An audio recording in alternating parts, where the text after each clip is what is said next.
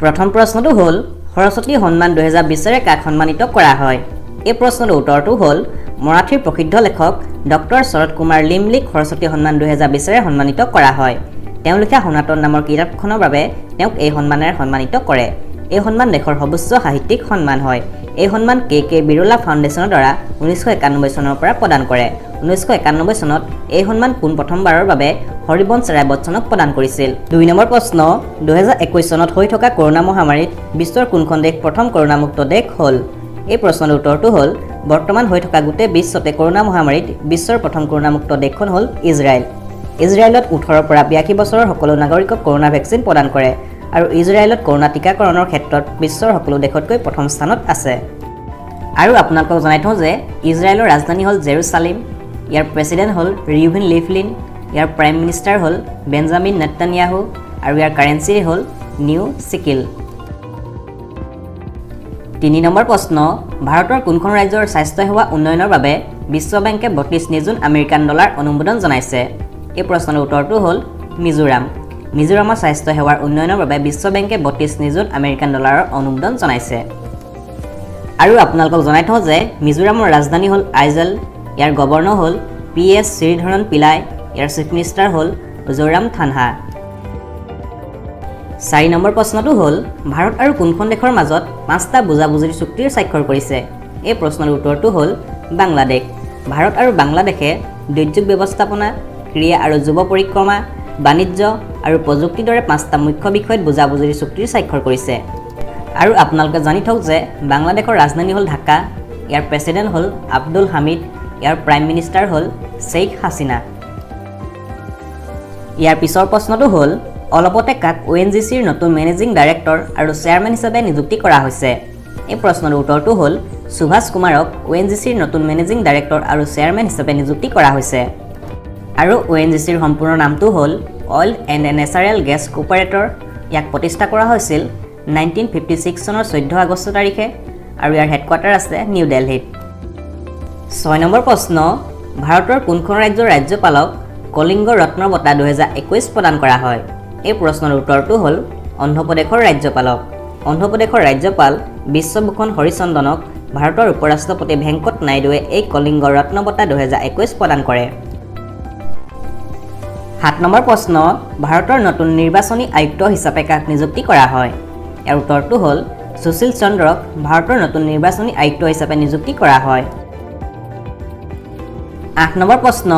উত্তৰ কোৰিয়াৰ নতুন প্ৰধানমন্ত্ৰী হিচাপে কাক নিযুক্তি কৰা হয় ইয়াৰ উত্তৰটো হ'ল কিম ব কিউঙক উত্তৰ কোৰিয়াৰ নতুন প্ৰধানমন্ত্ৰী হিচাপে নিযুক্তি কৰা হয় আৰু আপোনালোকক জনাই থওঁ যে উত্তৰ কোৰিয়াৰ ৰাজধানী হ'ল সিউল ইয়াৰ প্ৰেছিডেণ্ট হ'ল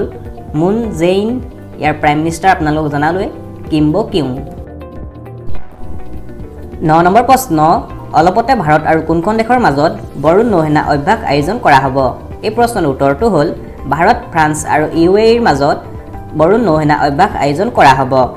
বৰুণ নৌসেনা অভ্যাস আগতে ভাৰত আৰু ফ্ৰান্স দেশৰ মাজতে হৈছিল কিন্তু প্ৰথমবাৰৰ বাবে UAE এই যুদ্ধ অভ্যাসত অংশগ্ৰহণ কৰিব 10 নম্বৰ প্ৰশ্ন কাক 2021 চনত একাউণ্টম দাদা চাহেব ফাল্কে বঁটা প্ৰদান কৰা হৈছে এই প্ৰশ্নৰ উত্তৰটো হ'ল 2021 চনত দাদা চাহেব ফাল্কে বঁটা ৰজনীকান্তক প্ৰদান কৰা হৈছে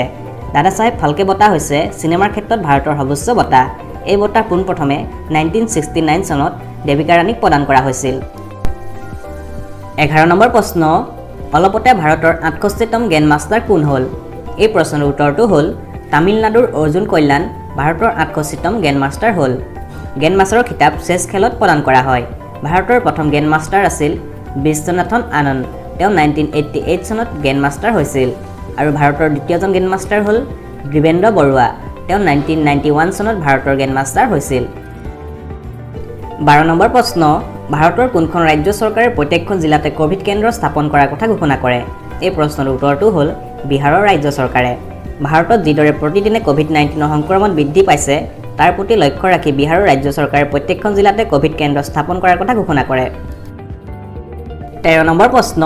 কোনজন ক্ৰিকেট খেলুৱৈয়ে IPLত 6000 ৰান কৰা প্ৰথম ক্ৰিকেটাৰ হ'ল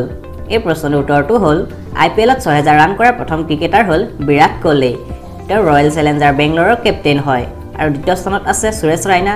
তেওঁ চেন্নাই ছুপাৰ কিংছৰ খেলুৱৈ হয় আৰু তৃতীয় স্থানত আছে শেখৰ ধাৱান তেওঁ দিল্লী কেপিটেলৰ খেলুৱৈ হয় ইয়াৰ পিছৰ প্ৰশ্নটো হ'ল WWE দ্বাৰা ভাৰতৰ কোনগৰাকী খেলুৱৈৰ নাম হল অফ ফেম 2021ত অন্তৰ্ভুক্ত কৰে এই প্ৰশ্নৰ উত্তৰটো হ'ল গ্ৰেট খালি WWE গ্ৰেট খালিক হল অফ ফেম 2021ত অন্তৰ্ভুক্ত কৰে আৰু আপোনালোকক জনাই থওঁ যে WWE ৰ সম্পূৰ্ণ নামটো হ'ল ৱৰ্ল্ড ৰেছলিং এণ্টাৰটেইনমেণ্ট ইয়াক প্ৰতিষ্ঠা কৰা হৈছিল 1953 চনৰ 5 জানুৱাৰী তাৰিখে ইয়াৰ হেডকোৱাৰ্টাৰ আছে ইউএছত ইয়াৰ চেয়াৰমেন আৰু CEO হ'ল ভাইন্স মেকমোহন 15 নম্বৰ প্ৰশ্ন 64তম ফিল্মফেয়াৰ এৱাৰ্ডত কোনে লাইফ টাইম এচিভমেণ্ট এৱাৰ্ড পাইছে এই প্ৰশ্নৰ উত্তৰটো হ'ল ইৰফান খান তেওঁ 2021 চনত অনুষ্ঠিত হোৱা ফিল্মফেয়াৰ এৱাৰ্ডত লাইফ টাইম এচিভমেণ্ট এৱাৰ্ড পাইছে আৰু 64তম ফিল্মফেয়াৰ এৱাৰ্ডত বেষ্ট এক্টৰ এৱাৰ্ড ইৰফান খানে ইংলিছ মিডিয়াম চিনেমাখনৰ বাবে পাইছে আৰু বেষ্ট এক্ট্ৰেছ এৱাৰ্ড তাপসী পন্নুৱে থাপ্পড় চিনেমাখনৰ বাবে পাইছে